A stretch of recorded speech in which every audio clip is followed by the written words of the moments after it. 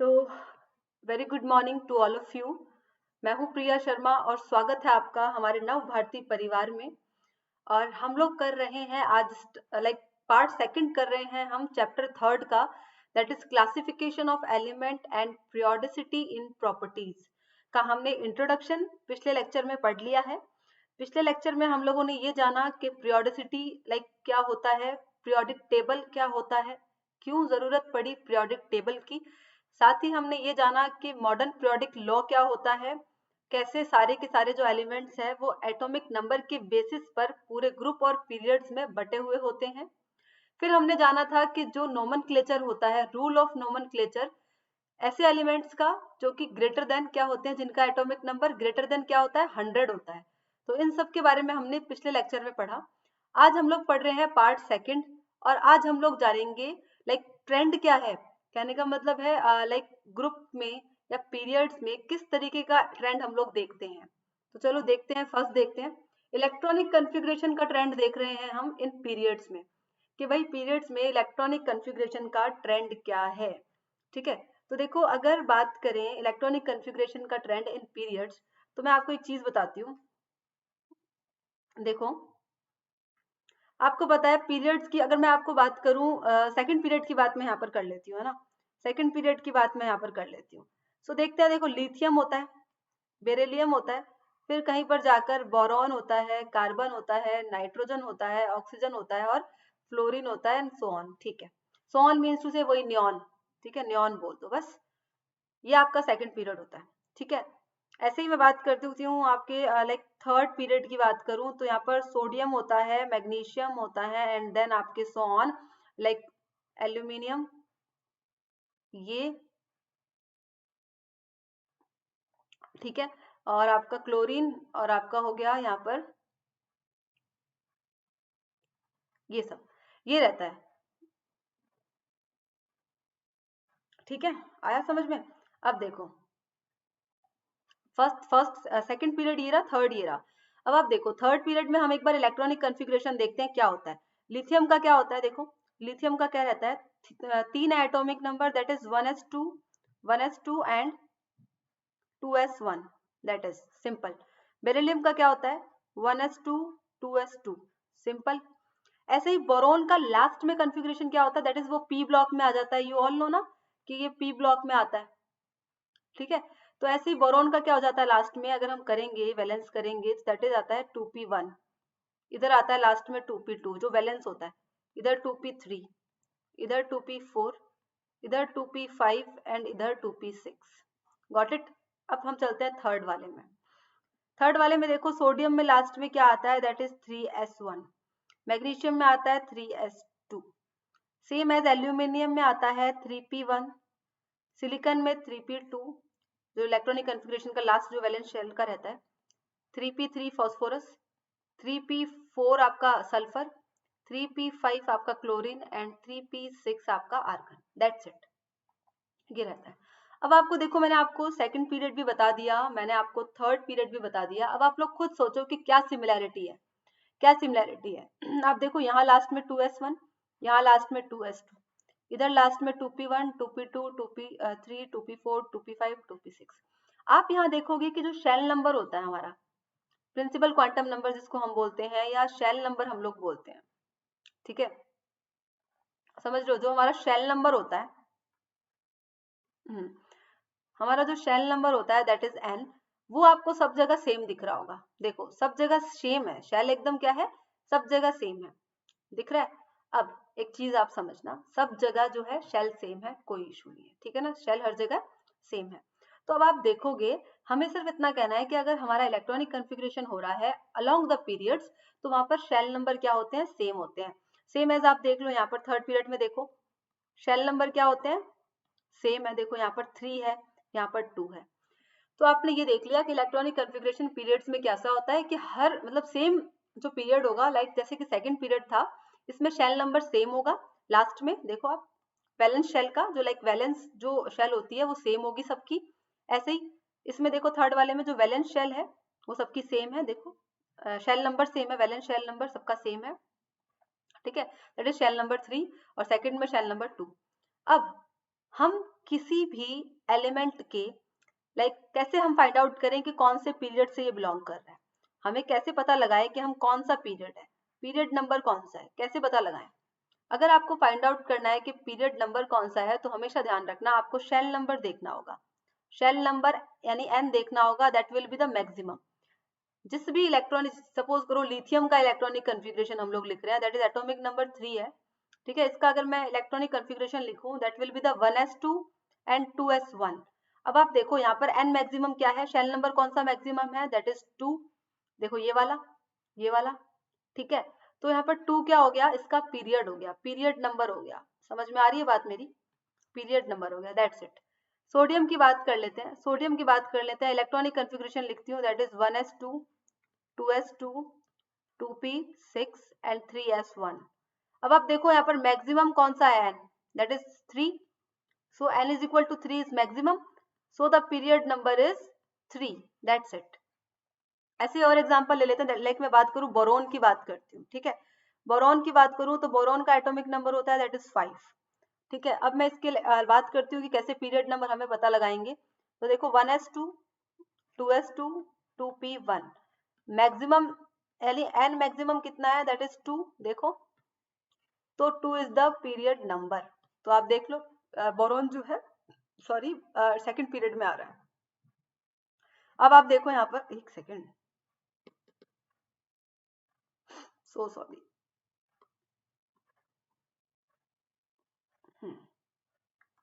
ठीक है। अब देखो आप सोडियम का पीरियड नंबर क्या आया था, यहाँ पर 3 आया था, तो देखो यहाँ पर थर्ड पीरियड से बिलोंग करता है। तो इस तरीके से हम पता लगा सकते हैं किसी भी एलिमेंट का पीरियड नंबर क्या है, ठीक है। किसी भी एलिमेंट का पीरियड नंबर क्या है हम इस तरीके से पता लगा सकते हैं। अगर हमें ये फाइंड आउट करना है, अगर हमें ये फाइंड आउट करना है, देखो ये चीज तो तुम्हें समझ में आ गई होगी। मैं थोड़ा सा स्पेस यहाँ पर क्रिएट कर लेती हूँ, इसको हटा देती हूँ, ठीक है।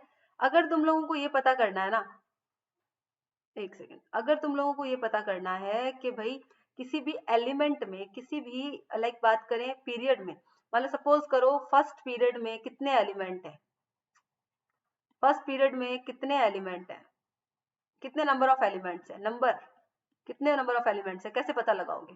या सेकंड पीरियड में कितने हैं, कैसे पता लगाओगे। तो देखो डू वन थिंग, क्या करना है तुम लोगों को, सिर्फ इतना करना है, समझना मेरी बात, सिर्फ इतना करना है कि हमेशा ध्यान रखना जो नंबर ऑफ एलिमेंट्स होते हैं, नंबर ऑफ जो एलिमेंट्स होते हैं वो 2 मल्टीप्लाई बाय ऑर्बिटल नंबर के होते हैं, orbital number, that's it, 2 multiply by orbital number. अब ये क्या बोल दिया मैडम आपने, समझाओ जरा, चलो देखो समझते हैं। हमेशा ध्यान रखना, अगर मैं बात करूं फर्स्ट पीरियड की, तो अगर जब आप देखोगे ना, तो फिर फर्स्ट पीरियड में कौन से अगर जब आपको पूरा वैसे देखोगे, ग्राफ देखोगे, तो ग्राफ इन द सेंस जब इसकी टेबल देखोगे तो आपको पता चलेगा कि फर्स्ट पीरियड में सिर्फ और सिर्फ एस जो ऑर्बिटल होता है वो इन्वॉल्व होता है। आप देख लो हाइड्रोजन होता है, हाइड्रोजन है, हाइड्रोजन आपको पता है इसमें सिर्फ एस ऑर्बिटल जो है वो इन्वॉल्व है, 1s1 होता है, पता है ना इसका इलेक्ट्रॉनिक कन्फिग्रेशन। तो आपको पता है ऐसे हीलियम में 1s2 होता है, इसमें भी सिर्फ क्या इन्वॉल्व है, एस ऑर्बिटल। तो एस ऑर्बिटल इन्वॉल्व है सिर्फ फर्स्ट पीरियड में। तो आपको एक चीज मैं आपको साइड में यहाँ लिखवा देती हूँ, देखो पेन चेंज करके, कंफ्यूजन नहीं होगा। पहले तो इरेज कर देती हूँ, इस एक चीज को इरेज कर देती हूँ, ये एग्जाम्पल को इरेज कर देती हूँ, ठीक है। देखो अब देखो एक चीज का ध्यान रखना, अगर मैं बोल रही हूँ एस ऑर्बिटल, एस ऑर्बिटल में ये होता है, एक डब्बा होता है, मतलब एस में एक ऑर्बिटल होता है और 2 यहाँ पर इलेक्ट्रॉन आ सकते हैं। पी की बात करें तो पी में यहाँ पर 3 डब्बे होते हैं और आपको पता है 6 इलेक्ट्रॉन आ सकते हैं। इधर देखो 2 इलेक्ट्रॉन आ सकते हैं, इधर 6 आ सकते हैं। डी ब्लॉक में क्या होता है, आपके पास 5 ऑर्बिटल होते हैं, दैट इज 1 2 3 4 5 है ये, तो टोटल 10 इलेक्ट्रॉन्स आ सकते हैं। ऐसे ही आपके एफ में कितने होते हैं, 7 होते हैं, 1 2 3 4 5 6 और ये 7, ठीक है ना। तो टोटल कितने आ सकते हैं, एक में एक ऑर्बिटल में 2 आ सकते हैं, तो 7 में आ गए 14 इलेक्ट्रॉन्स। तो इस चीज का आप ध्यान रखना। तो आप देखो एस ऑर्बिटल में कितने, एस ऑर्बिटल कितना होता है, एक ऑर्बिटल होता है, एस में ऑर्बिटल कितना होता है, एक ऑर्बिटल होता है। तो यहाँ पर देखो एक ही तो ऑर्बिटल है पूरा सा, अब इसमें इलेक्ट्रॉन 2 आते हैं, दैट अलग बात है, नहीं एक सेकेंड, इसको आप ऐसे मत करो, इसको एक ही ऑर्बिटल करो, वरना आप लोगों को कंफ्यूजन हो जाएगा। इसको एक ही ऑर्बिटल करो, इसको ऐसे बनाओ बस, ठीक है। एक में 2 इलेक्ट्रॉन आते हैं, दैट्स इट। तो एस ऑर्बिटल में एक है ऑर्बिटल, बट इसको 2 से मल्टीप्लाई करेंगे जैसे कि हमारा फॉर्मूला है, तो यहाँ पर कितने आ जाएंगे, 2 एलिमेंट्स, बस इतना समझो, ठीक है। मैं हाईलाइट कर देती हूँ जो भी हमें जरूरत है उसकी। देखो ये फॉर्मूला है हमारा, दैट्स इट, ठीक है। समझ में आ गई बात। अब बात कर लेते हैं सेकंड पीरियड की, बात कर लेते हैं। सेकंड पीरियड में हमें ये चीज पता है कि आप इधर से देखो, ये देखो सेकंड पीरियड है। सेकंड पीरियड में क्या क्या इन्वॉल्व है, एक तो एस ऑर्बिटल इन्वॉल्व हो रहा है, एक पी ऑर्बिटल इन्वॉल्व हो रहा है। देखो इतना तो हमें पता होता ही है कि फर्स्ट पीरियड में क्या इन्वॉल्व हो रहा है, दैट इज एस ऑर्बिटल। दूसरे पीरियड में क्या इन्वॉल्व हो रहा है, एस और पी। तीसरे में भी एस और पी, इस तरीके से। तो देखो एस ऑर्बिटल आ रहा है इसमें, एक बार पी ऑर्बिटल आ रहा है, तो आप क्या कहोगे, एस प्लस पी, दोनों ऑर्बिटल आ रहे हैं। एस में कितना ऑर्बिटल होता है, एक। पी में कितना होता है, 3। Total orbital that is 4। और अगर हम निकालेंगे एलिमेंट्स, नंबर ऑफ एलिमेंट्स, तो 2 multiply bye 4 that is 8 element. क्या आ जाएंगे आपके, 8 एलिमेंट्स आ जाएंगे। तो इस चीज का ध्यान रखना है कि हम इस तरीके से हम लोग निकाल सकते हैं कि कितने पीरियड हैं, लाइक पीरियड में कितने एलिमेंट्स हैं। That's it, that's it, okay. चले आगे, समझ में आ गया ये पार्ट पूरा, डाउट तो नहीं था कुछ भी, समझ में आ गया ना। चलो सिर्फ इतना ध्यान रखना, number of elements is equal to 2 multiply by orbital number, that's it. अब हम लोग देख लेते हैं electronic configuration in groups. Group में क्या इलेक्ट्रॉनिक कन्फिग्रेशन का सीन रहता है। सबसे पहले आपको मैं ये चीज दिखा देती हूँ। देखो लिथियम था, अच्छा कोई भी ग्रुप है, इसलिए मैंने फर्स्ट ग्रुप ले लिया है मैंने। ये फर्स्ट ग्रुप में हमारा हाइड्रोजन हम लोग नहीं ले रहे हैं, क्योंकि हाइड्रोजन को हम लोग अलग से पढ़ेंगे, है ना। हाइड्रोजन को हमें बाद में अलग से चैप्टर में पढ़ना है, तो इसलिए मैं यहाँ पर उसकी चीजों को नहीं ले रही हूँ। तो ये हमारा फर्स्ट ग्रुप G1। देखो क्या है, lithium, sodium, potassium, rubidium, caesium and francium, that's it. अब आप देखोगे कि जो लिथियम है उसका इलेक्ट्रॉनिक कन्फिग्रेशन क्या आ रहा है, दैट इज 1s1, ठीक है। सोडियम का इलेक्ट्रॉनिक कन्फिग्रेशन क्या आ रहा है लास्ट में, देखो 3s1। मैं पेन चेंज कर लेती हूँ so that you can easily understand the things. तो देखो लिथियम का जो है दैट इज लास्ट में आ रहा है 2s1। सोडियम का क्या आ रहा है, 3s1 लास्ट में, वैलेंस शेल में देखो, है ना। पोटेशियम का क्या आ रहा है, 4s1, ठीक है। रुबिडियम का आ रहा है 5s1, और सीजियम का आ रहा है 6s1, और फ्रांशियम का आ रहा है 7s1। अगर तुम्हें इससे भी अगर दिक्कत आती है तो चलो मैं हाइलाइटर ले लेती हूँ, ज्यादा बेटर है। हाइलाइटर में देखो, यहाँ देखो, इधर से देख लो, ये देखो 2s1, हाइलाइटर भी दूसरा लेना पड़ेगा, ब्लू कलर का ले लेते हैं, चलो ग्रीन कलर का लेते हैं। तो देखो 2s1, इधर देखो 3s1, इधर देखो 4s1, इधर देखो 5s1, इधर देखो 6s1 आ रहा है लास्ट में, इधर आ रहा है 7s1। इसके क्या मतलब समझे हम, इससे क्या मतलब समझा जाए। तो देखो इससे जो मतलब समझा जाएगा, समझाती हूँ तुम लोगों को कि समझो क्या बोला है। एलिमेंट इन द एक सेकेंड,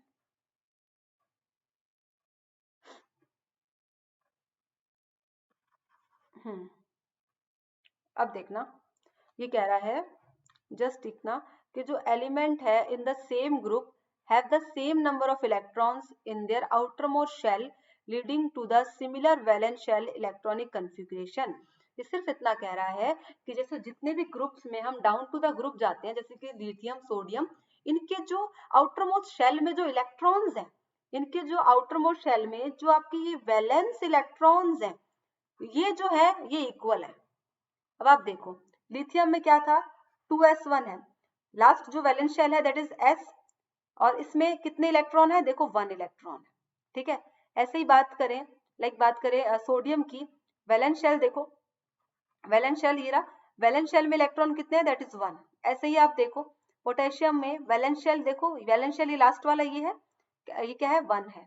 ऐसे ही 5s में वैलेंस शेल में इलेक्ट्रॉन 1 है, 6s में वैलेंस शेल में इलेक्ट्रॉन 1 है, ऐसे 7s में इलेक्ट्रॉन 1 है। आप देखोगे हर जगह, मतलब पहला अगर ग्रुप है, मतलब अगर आप बोलोगे कि फर्स्ट ग्रुप है, तो सब में जो वैलेंस इलेक्ट्रॉन्स होते हैं that will be the 1, so that we can called it first group. अगर सबके वैलेंस इलेक्ट्रॉन्स जो होंगे, वैलेंस शेल में जो लास्ट इलेक्ट्रॉन्स होंगे, अगर वो सिमिलर है तो वो उसी ग्रुप के माने जाते हैं। लाइक फर्स्ट ग्रुप में जितने भी आउटर मोस्ट शेल में इलेक्ट्रॉन्स होंगे वही उनका ग्रुप होगा, फर्स्ट ग्रुप में फर्स्ट इलेक्ट्रॉन्स होते हैं, एक ही इलेक्ट्रॉन होता है आउटर मोस्ट शेल में, सो दैट वी कैन से कि it is the first group. Second group में आउटर मोस्ट शेल में 2 इलेक्ट्रॉन होते हैं, तो हम उसको बोलते हैं सेकंड ग्रुप, दैट्स इट। तो आप क्या कह सकते हो, क्या कंक्लूजन निकालोगे आप कि ग्रुप के अंदर आउटर मोस्ट शेल में जो नंबर ऑफ इलेक्ट्रॉन्स होते हैं वो सेम होते हैं, जैसे कि मैंने आपको बताया। बस क्या होता है, सिंपल सा इतना होता है, शेल नंबर इंक्रीज हो जाता है। हमेशा क्या होता है, शेल नंबर जो है वो इंक्रीज हो जाता है। देखो लिथियम में क्या था, शेल नंबर 2 था, देखो ये रहा 2। और लाइक सोडियम में देखो 3, और पोटेशियम में 4, इधर 5, इधर 6, इधर 7। बस शेल नंबर इंक्रीज होगा, that will be goes to 2 to like 7, 2 to 7 वो इंक्रीज होता रहेगा, दैट्स इट। और कुछ चेंजेस नहीं है। अब देखो और क्या बोला है, जरा मैं पेन चेंज कर लूं क्योंकि लाइट के ऊपर लाइट हो गया है, so that it is very difficult ना। तो we observe a similar trend, we observe a similar trend in properties and chemistry of the elements in the same group। भाई ऑफ कोर्स सी बात है, आपको पता चल गया जो इलेक्ट्रॉनिक कन्फिगुरेशन था इन ग्रुप्स में वो कैसा है, आपको पता चल चुका है, ठीक है ना। चलो आगे चलते हैं। अब पढ़ते हैं हम classification of elements into the blocks. अब देखो ब्लॉक में हमें क्लासिफाई करना है एलिमेंट्स को, तो we will divide it into the 4 types. 4 type होते हैं इसके, देखो क्या क्या टाइप होते हैं। पहला देखो क्या होता है, that is the S block, ठीक है। दूसरा क्या होता है, that will be the P block, ठीक है। तीसरा क्या होता है, that will be the D block, ठीक है। और बात करें चौथा क्या होता है, that will be the F block. समझ रहे हो, देखो ये भांति भांति के ब्लॉक्स हैं, S block, P block, D block and F block. और हमें इन सबको अभी पढ़ना है 1 by 1, गॉट इट। 1 by 1 हम इन सबको पढ़ेंगे। चलो पढ़े, पहले हम लोग क्या पढ़ेंगे, S block, then P block, then D block and then F block. चलो पहले देख लेते हैं हम लोग एस ब्लॉक को। हाइलाइटर जरा ले लिया जाए ताकि आप लोगों को इजी हो पढ़ने में, सो दैट। चलो अब हम लोग पढ़ते हैं S block. S block elements देखो ये रहे। एक बार हाइड्रोजन को आप ले सकते हो, नो प्रॉब्लम, क्योंकि हाइड्रोजन को मैं इसलिए लेना नहीं चाहती हूँ फर्स्ट ग्रुप में अभी फिलहाल, क्योंकि हम इसको अलग से स्टडी करेंगे, सो दैट। बट यस इसको कंसिडर कर सकते हो आप। पहला पॉइंट देखो, it contains 2 group, group first and group second, ठीक है भाई। सीधी सी बात है, एस ब्लॉक में 2 ग्रुप होते हैं, पहला ग्रुप और दूसरा ग्रुप। पहले ग्रुप में देखो पढ़ा है ना, हेलिना की रब से फरियाद, कुछ याद आ रहा है, हेलिना की रब से फरियाद लिखा जाए, इसको लिख दे थोड़ा सा आपके लिए। चलो एक बार पेन ले लेते हैं और फिर आपके लिए लिखते हैं। तो देखो ध्यान रखना, पहला पॉइंट इसने ये बोला है, पहला पॉइंट इसने ये बोला है जो आपके एस ब्लॉक होते हैं उसमें 2 ग्रुप्स होते हैं, दैट is group 1 and group second, that's it. और ग्रुप फर्स्ट में होते हैं कौन से एलिमेंट, देखो है, ली, ना, की, रब से फरियाद, ठीक है। लिख रही हूं ताकि तुम्हें दिक्कत ना आए। सेकंड ग्रुप देखो क्या बोल सकते हैं, बेटा बेरिलियम, मांगे magnesium, car calcium, scooter strontium, बाप बेरियम, राजी यानी रेडियम, ठीक है। बेटा मांगे, कार स्कूटर, बाप राजी, दैट्स इट। हेलिना helium, lithium, sodium, potassium, rubidium, caesium and francium, that's it. तो ये आपको मैंने याद भी करवा दिया कि भाई याद कैसे करना है, ठीक है। अब चलो हम इसके पॉइंट्स देख लेते हैं, that will be the very important, ठीक है। चलो तो ये हमारे 2 ग्रुप कंसिडर करता है। पहले वाले ग्रुप को क्या बोलते हैं, एल्कलाई मेटल, दूसरे वाले को बोलोगे एल्कलाई अर्थ मेटल। देखो जो ये वाले है ना, इनको तो तुम क्या बोलोगे, एल्कलाई मेटल। इन वालों को तुम बोलोगे एल्कलाई अर्थ मेटल। क्यों बोलोगे इनको एल्कलाई अर्थ मेटल, क्योंकि इनको इसलिए एल्कलाई अर्थ मेटल बोलना है क्योंकि ये अर्थ क्रस्ट में पाए जाते हैं। सेकंड ग्रुप वाले एलिमेंट्स अर्थ क्रस्ट में पाए जाते हैं। अब भाई साहब एल्कलाई क्या होता है, कुछ आइडिया है एल्कलाई क्या होता है। देखो एल्कलाई का सिंपल सा मतलब समझना कि एल्कलाई का मतलब, सिंपल सा मतलब ये होता है कि अगर कोई बेस जो होता है अगर वो एक्वस स्टेट में है, समझ रहे हो ना, अगर कोई बेस जो है एक्वस स्टेट में है तो हम उसको क्या बोल देते हैं, उसका नाम बोल देते हैं एल्कलाई, दैट्स इट। समझ रहे हो एक्वस का मतलब, समझ रहे हो, लिक्विड स्टेट में, मॉल्टन स्टेट में, इस तरीके से, है ना। अगर बेस का कोई सॉल्यूशन बन रहा है तो हम उसको एल्कलाई बोल देंगे, दैट्स इट। कई बच्चों को इसका मतलब ही समझ में नहीं आता ना, सो दैट्स व्हाई आई थॉट कि मुझे आपको बताना चाहिए। सेकंड देखो आउटर मोस्ट इलेक्ट्रॉनिक कन्फिग्रेशन क्या होता है भाई, NS1 एंड NS2 हमें पता है, हमने अभी देखा है। लिथियम में क्या होता है, देखो लिथियम का क्या होता है, लिथियम का देखोगे, लिथियम का क्या होता है 1s2 2s1, ठीक है। ऐसे ही बेरिलियम का क्या होता है 1s2 2s2। तो देखो आउटर मोस्ट कॉन्फ़िगरेशन 2s1 पहले वाले का, दूसरे वाले का 2s2, ये पहला ग्रुप है, ये ग्रुप नंबर सेकंड है। तो आप देखो इसी हिसाब से ns1 ns2 हो गया। तो देखो इधर ns1 और ns2, दैट्स इट, ठीक है। थर्ड वाले में देखो कि हमेशा ध्यान रखना जो एल्कलाई मेटल्स हैं, एल्कलाई मेटल्स जैसे लिथियम सोडियम, ये एक इलेक्ट्रॉन देकर क्या बना देते हैं +1 आयन। ऐसे जो एल्कलाई अर्थ मेटल है लाइक बेरिलियम मैग्नीशियम, ये 2 इलेक्ट्रॉन देकर 2+ आयन बना लेते हैं। तुम्हें पता होना चाहिए ऐसा होता है।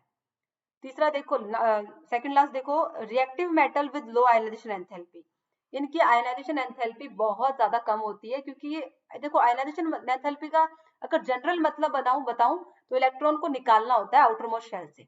आयनाइजेशन एंथैल्पी का नॉर्मल सा मतलब बताऊं, डीप में तो मैं बाद में जाऊंगी जब नेक्स्ट लेक्चर्स में हम पढ़ेंगे इसके बारे में। जनरली समझो, आयनाइजेशन एंथैल्पी का मतलब होता है कि आपने आउटर मोस्ट शेल से लाइक इलेक्ट्रॉन को बाहर निकाल दिया, दैट्स इट। इलेक्ट्रॉन को बाहर निकालना, बस सिंपल लैंग्वेज में समझो। तो अब आपको पता है जो ये लाइक मेटल्स होते हैं, एस ब्लॉक के एलिमेंट्स हैं, दे आर मतलब लाइक ये तो तत्पर हैं कि अपने बाहर से आउटर मोस्ट शेल से इलेक्ट्रॉन को निकाल दें, ये तो चाहते यही हैं, ठीक है।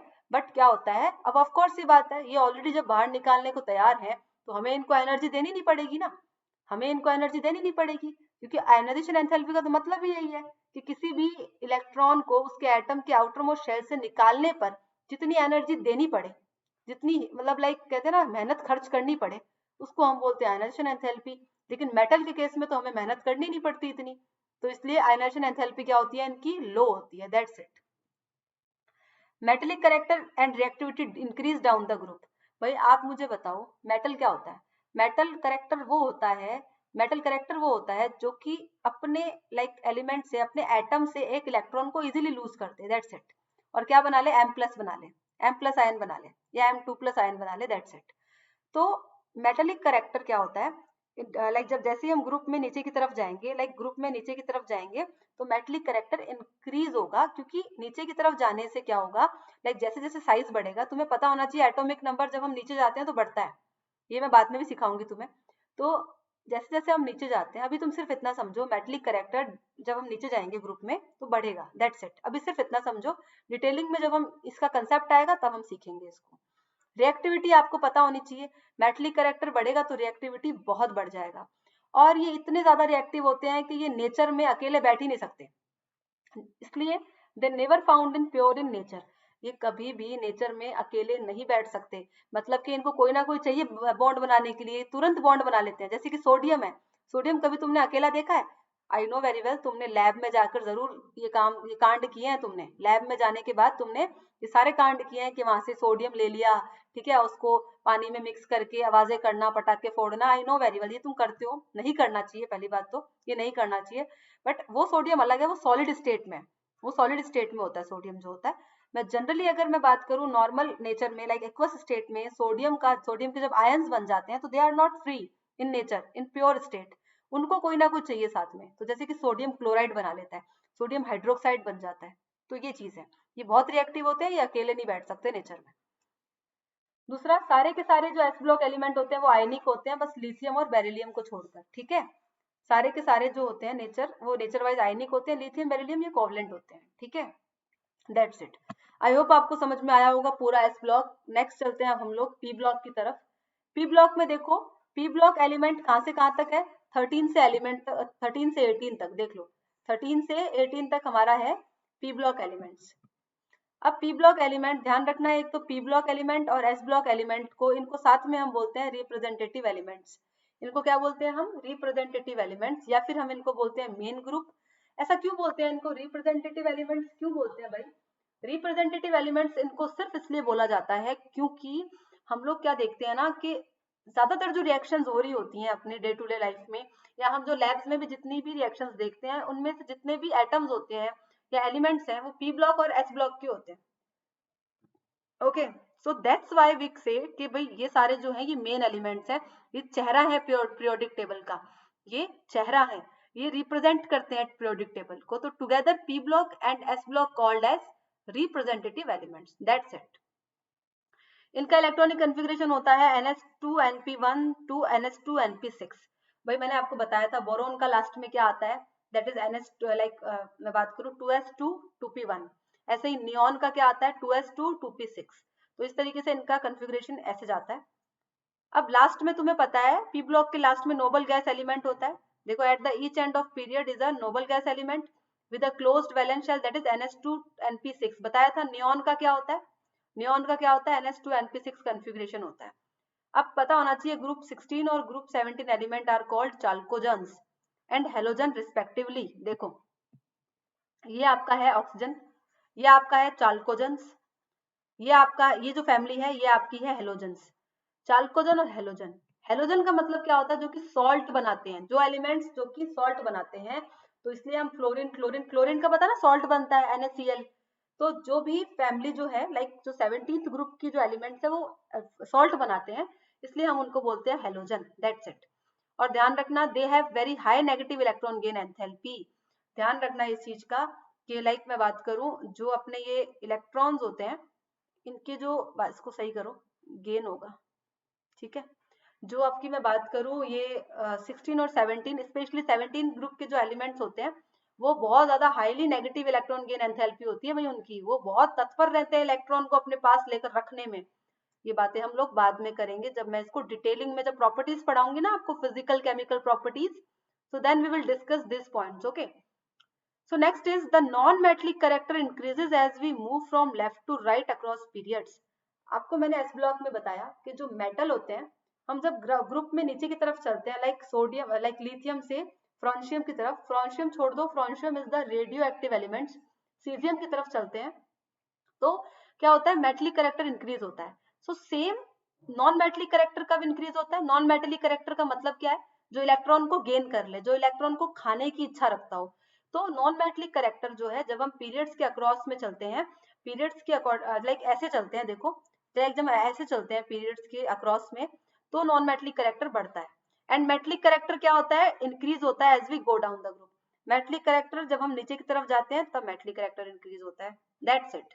तो आई होप आपको पी ब्लॉक भी अच्छी तरीके से समझ में आया होगा, आई होप सो। नेक्स्ट चलते हैं, देखो ये पूरा पी ब्लॉक है, ये पूरा पी ब्लॉक है, देख लो ये वाले मेटल, इसमें कुछ मेटल्स भी होते हैं, देखो ऐसी बात नहीं सारे, देखो एल्यूमिनियम मेटल है, ठीक है ना, ये आप कुछ इनमें मेटलॉइड्स होते हैं, कुछ इसमें नॉन मेटल भी होते हैं।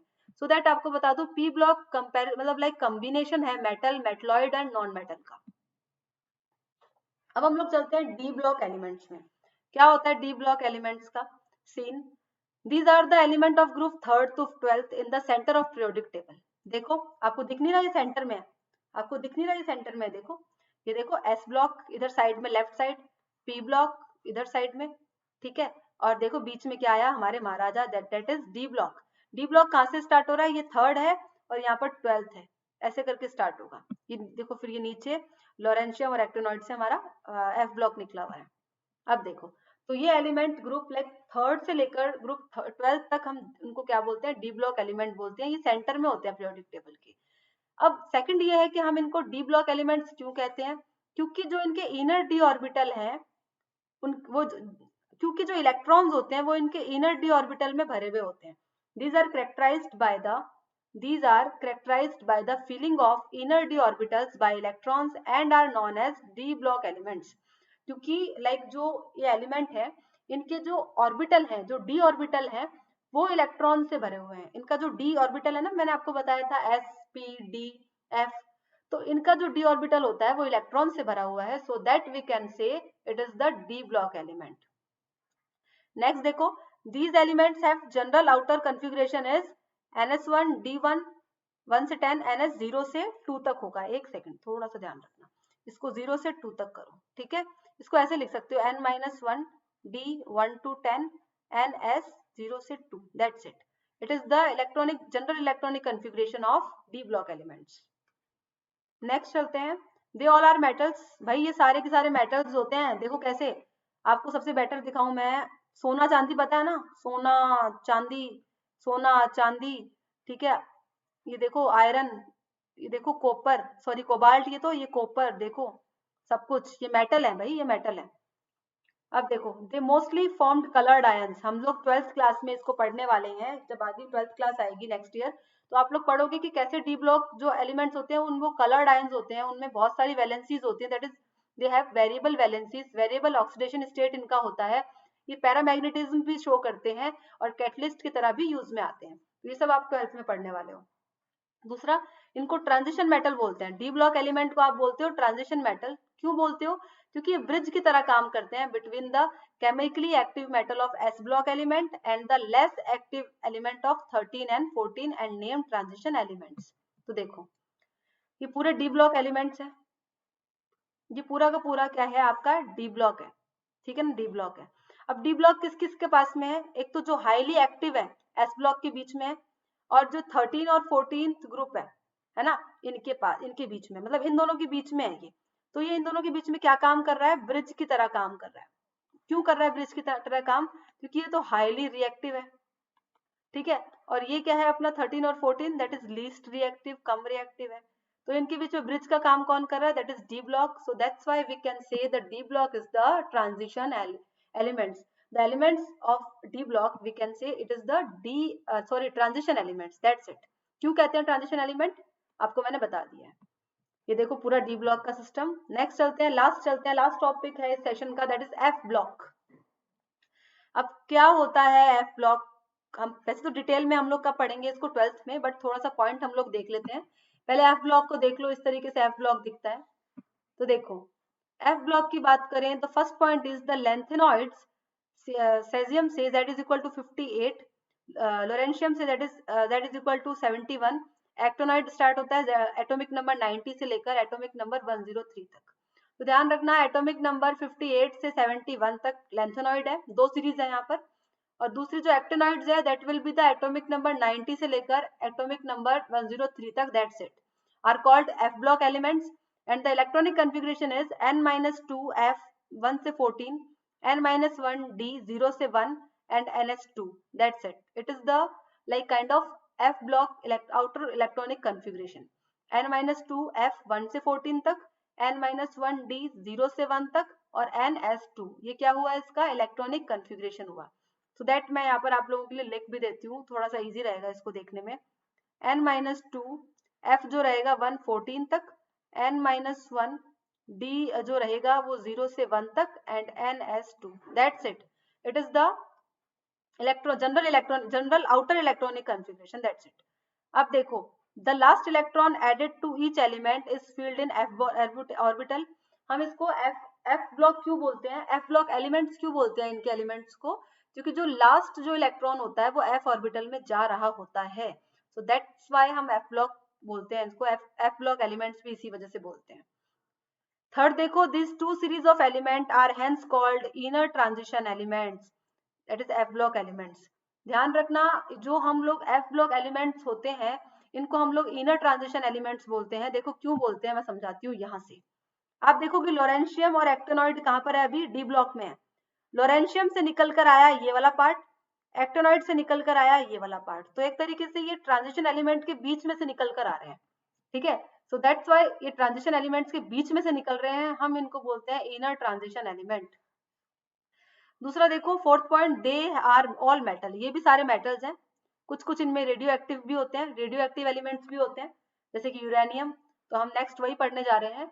Due to the large number of oxidation state possible, इनके ऑक्सीडेशन स्टेट बहुत ज्यादा नंबर के होते हैं, बहुत लार्ज नंबर की पॉसिबिलिटी होती है ऑक्सीडेशन स्टेट्स की। सो हम इन एक्टिनॉइड एलिमेंट्स को हम लोग क्या बोलते हैं? रेडियो एक्टिव एलिमेंट्स भी बोलते हैं, रेडियो एक्टिव एलिमेंट्स भी बोलते हैं। सो दैट देखो मैं आपको दिखाती हूँ यहाँ पर, ये देखो यूरेनियम है, यूरेनियम भी क्या है? रेडियो एक्टिव एलिमेंट्स है। तो अब देखो सिक्स्थ पॉइंट देखो, the elements after uranium known as the transuranium elements. Last point देखो क्या कह रहा है, जितने भी एलिमेंट यूरेनियम के बाद के हैं, जितनी भी एलिमेंट यूरेनियम के बाद है उन सबको हम क्या बोलेंगे? Transuranium. क्या बोलेंगे भाई? Trans uranium. ट्रांस यूरेनियम का मतलब क्या हो गया? ऐसे एलिमेंट्स जो कि क्या हो गए, मैं इसको इरेज करके ढंग से लिखती हूँ, जो कि क्या हो गए? यूरेनियम के बाद है एलिमेंट्स, दैट्स इट। इनको हम क्या बोलेंगे सबको? Transuranium, that's it. Got it? समझ में आ गया अच्छी तरीके से? कोई डाउट तो नहीं रहा? अब अगर आपसे कोई क्वेश्चन पूछ ले कि बताओ ये एल आर, आपसे कोई भी क्वेश्चन पूछ लिया कि बताओ ये एल आर क्या है, ये लाइक पोस्ट यूरेनियम है या फिर ये ट्रांस यूरेनियम है, क्या है? तो आप इसको बोल दोगे भाई एल आर जो है पोस्ट यूरेनियम है, यानी यूरेनियम के बाद आता है, इसको हम बोलेंगे ट्रांस यूरेनियम, और वैसे Lr को बोलते हैं लॉरेंशियम, इसका नाम है लॉरेंशियम। सो ये सारा F ब्लॉक आपका कंप्लीट हो चुका है। देखो नेक्स्ट मैं आपको अभी समरी करवा देती हूँ क्या क्या हमने पढ़ लिया है। Let's summarize all this things that we are done. हमने पढ़ लिया है लाइक इलेक्ट्रॉनिक कन्फिग्रेशन हमने पढ़ लिया है according to periods, electronic configuration according to group, blocks हमने पढ़ लिए हैं, दैट इज हमने पढ़ लिया S block, P block, D block और एफ ब्लॉक हमने पढ़ लिया है, इनकी प्रॉपर्टीज देख ली है।